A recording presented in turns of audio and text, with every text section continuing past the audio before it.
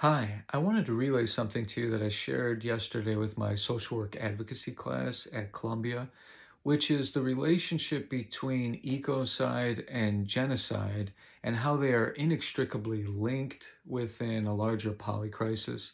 For example, we live among the mass production, engineering, and genetic modification of billions of animals annually, and the industrial harvesting of their skin, organs, tissues, fluids, energy, offspring, perhaps for some human necessity, but mostly for corporate greed. In that factory farm model, who's on the front lines of these low wage, high risk jobs at slaughterhouses and meatpacking plants? Disproportionately marginalized, minoritized, or undocumented workers. And where are these facilities located? Same place where the landfills or the factories that pollute the planet, or the exposure to toxic chemicals and industrial waste happens, near the poor and communities of color. The unhealthy, disease causing, processed, cheaper food that comes out of this machine of animal exploitation contributes to a cycle of human exploitation and economic abuse. In food deserts where there's no fresh food, or when fast food is all people in historically redlined spaces can afford, and in a privatized healthcare system where they're bound to get sick. So, all this reinforces the social hierarchy. Therefore, environmental degradation is predicated on human degradation.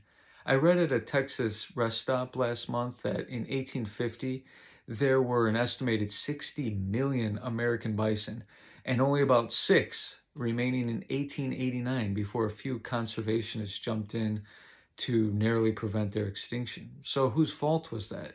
Not the First Nations who had lived sustainably with the bison for thousands of years. White colonial settlers killing and exterminating them for fun, for sport, for some commerce, but mostly to ethnically cleanse the indigenous people by destroying their way of life. In the article Feeling Race, sociologist Bonilla Silva describes how dehumanization precedes atrocity and wrote, once a group is racialized as, quote, savage and dangerous, its members are feared and seen in need of supervision and civilization.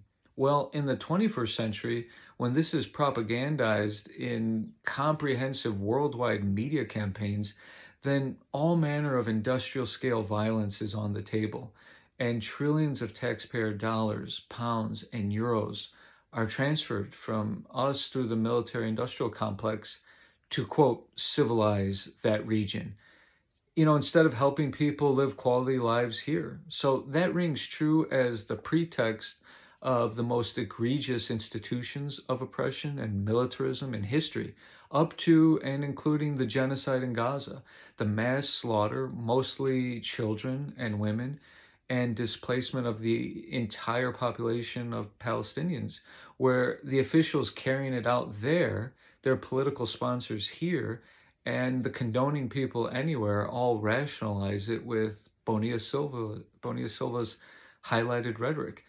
But that pernicious justification and demented dehumanization is only persuasive in supremacy culture and within a context where the environment is already an object of abuse and extreme speciesism has us on a doomsday path.